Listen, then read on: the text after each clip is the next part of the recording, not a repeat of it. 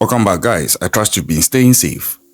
Now, imagine this: a man and his wife alone in their home, sleeping in their matrimonial bed. Yeah, very romantic, right? It seems so. But then, in the wee hours of dawn, this man wakes up to see his wife bleeding profusely from the neck. He is unable to stop the bleeding, and he puts in a distress call to the police. The police come in, medical emergencies also come in, trying to provide medical assistance to the woman and convey her to the hospital, but unfortunately, the woman passes on. The man, who is actually the husband of this woman, is then arrested and sent to the police headquarters for questioning. He claims that he doesn't know what happened to his wife because he was asleep with her. He only woke up to see her bleeding. She couldn't tell him what happened, neither was she able to tell the police and first responders what also happened. So the woman went to her grave with the truth of whatever happened to her that dawn.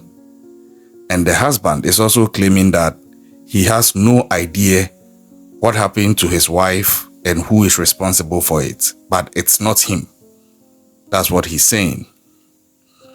Yeah, that is the mystery of today's true crime story, and it's coming to you from Nigeria in West Africa. And this case is as fresh as the 4th of January 2024, where 42-year-old Ammi Adamu Mamman is the victim in this case. She was married to 43-year-old Abubakar Musa, and both of them worked in a university. And on the 4th of January, this is what occurred. The husband insists that he is innocent and that he doesn't know what happened to his wife. Neighbors also couldn't give any account or any reference as to they ever even hearing them fighting or they being aware of any conflict between them. Because mind you, the police would have to try and establish a form of motive to be able to actually try and narrow down on the husband. Because if there is motive, then they begin to have an angle to look at it from as to whether that might have been his intention for unaliving her. And as it stands now, the case has become a mystery. But because the victim, Ammi Adamu Mamman, is a Muslim, she has actually been laid to rest, but the case is still ongoing. When I looked into this case, I was very surprised. I was trying to research more to find out if there were other factors that could have influenced what this husband woke up to see happening to his wife. Now, it turns out that there are no reported signs of forced entry, and it seems they were also alone in the house. There was no third person in this house. Off of this, here are my 2 cents on this case. The first is, the husband is currently being looked at as the main suspect, although they are unable to actually charge him because they don't have any evidence tying him to it. Neither did they also find any murder weapon or any weapon that indicated that this was what was used to stab her. So I'm looking at it from 3 possible reasons. 1, this husband could have actually been responsible for it. Just that maybe he's smart enough to have disposed of the weapon. And it seems that is the more likely suspicion here. It makes more sense to presume that under the circumstances, although I'm not saying that is what actually happened. I'm just trying to analyze it here. Because they were alone in the house. There's no sign of forced entry. So it's very possible that he could have done this to her while she slept and then pretended to have gone back to sleep only to wake up again when he felt that, okay, with where she's got into, there is no chance of survival, and then he would raise an alarm. Now, someone would ask, okay, there would still have been a weapon with which he did this, if he did. Well, there are ways some people can try to get rid of such evidence, especially here in Africa, where sometimes you don't have the forensic investigations being as thorough as maybe some other parts of the more developed societies. We don't know exactly which object was used to inflict this stab wound on his wife's neck. It could have been anything. And if it's something that is small enough to dispose, he could have even flushed it down the toilet. I'm just saying. Is the investigation going to look into the sewer tank? Maybe there could be something there. Aside that, he could have even flushed it down the sink if there is a means of him to do that. Is the investigation going to go down into that? I'm expecting so. I've seen investigations here in Africa and even in Nigeria where they've gone as far back as looking into the cesspit tanks and all. So that is one angle, and it looks like the more likely one because there was no third party with them in the house. There was nobody intruding into the house or any sign of forced entry. So it looks more likely that this could have been the husband doing it and then playing ignorant as if he doesn't know what has happened. And as to whether they had an issue or not, there are two types of people. There are people who have an issue with you and will come at you and let you know that this is the problem. And sometimes the conversation can get tense and others may hear. Usually, I don't think that is a premise to determine motive, unless there is a clear threat of someone saying they are going to take someone else's life. But I respect the fact that during investigation, they have to dot all I's and cross all T's. So they will look at all these instances of people who had issues or banters with the victim. And I respect that. But it is not a concrete or clear-cut stance that once somebody had an issue with somebody, then the person is the prime suspect. Because there are also another set of people who may have an issue with you and will just be quiet and watching you. And that is the dangerous one. Because at the time they strike, nobody would have any history of they having a misunderstanding with you to even suggest to the police that go and look into this person. And that could be played out in this case. So that is the first angle I'm looking at it from. Now, the second angle. This could have been something the wife inflicted on herself. But again, the investigation would have to also look into that. Because if that is the case, from my layman language, I'm thinking if they are able to find the weapon that was used, then they can also look at the blood spatter.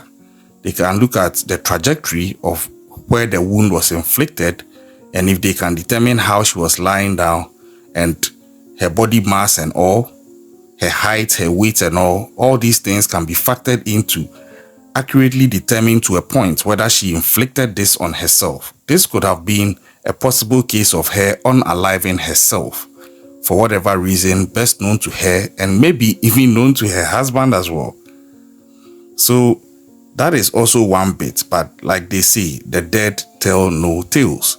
She is not here to be able to say that, and in her absence, if it's determined as a suicide, I foresee most people wouldn't agree to it, or most people wouldn't be satisfied with that outcome or conclusion.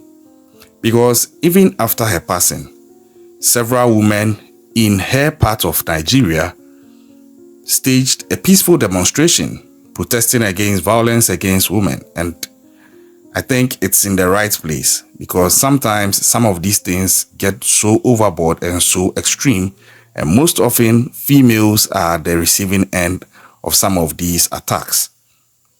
So that is the second angle I'm looking at it from, which is also a possibility, but the less likely one. Then the third angle is the angle that might not be so popular or the least to be considered as a possibility, but I'm hoping investigations will still explore that. the possibility that someone could have snuck into the house and perpetrated this crime on her and left. Because it's not yet also determined whether Ammi Adamu Mamman didn't have any issues with somebody else outside of her home. And we have instances where people are able to pick locks, so you wouldn't see a sign of forced entry or a sign of breaking, but someone can be able to get access into your apartment, do whatever they want to do, and sneak out as if they were never there. That could also be a possibility in this case, and I'm hoping that investigations are going to cover that bit and dot all the I's in that area and cross all the T's. So as it stands now, the police are in a deadlock, and pressure is mounting on them to break this case and solve it, because the governor of that state has even stepped in, calling for justice and for the case to be solved and perpetrators brought to book.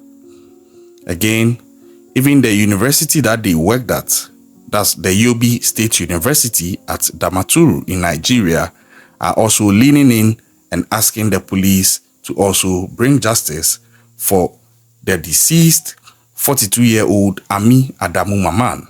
But as it stands now, her husband, the 43-year-old Abubakar Musa, has not been charged. He's only a suspect, but he has not been charged because the police are yet to establish any evidence tying or linking him to what has happened to his wife. That is how strange some of these cases can get. But I foresee that in the days ahead, a break is going to come through, because sometimes some criminals also think they are so wise, but sometimes the little things that they didn't pay attention to during the commission of the crime breaks the case wide open, and a case that seemingly seemed cold suddenly becomes so hot, is solved very quickly, and perpetrators are brought to book.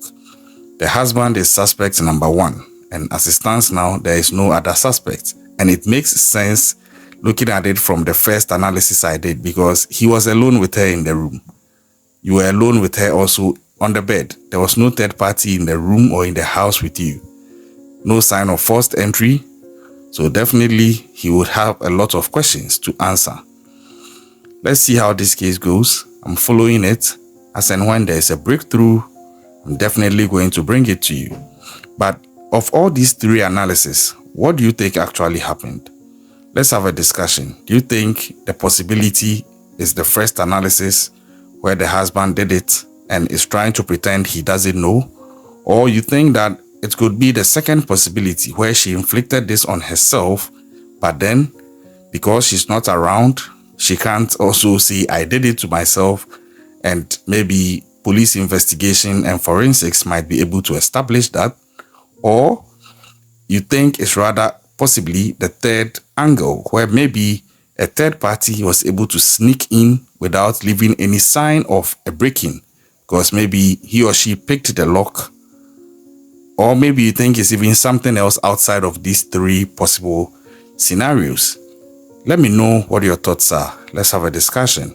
But hey, 2024 is just 13 days in, and already so many crazy things have happened. Wherever you are, at home, at work, at school, at church, in the streets, at a pub, wherever you find yourself, please, let peace be your priority. Let your safety be your priority. Keep an eye out, and please protect your loved ones.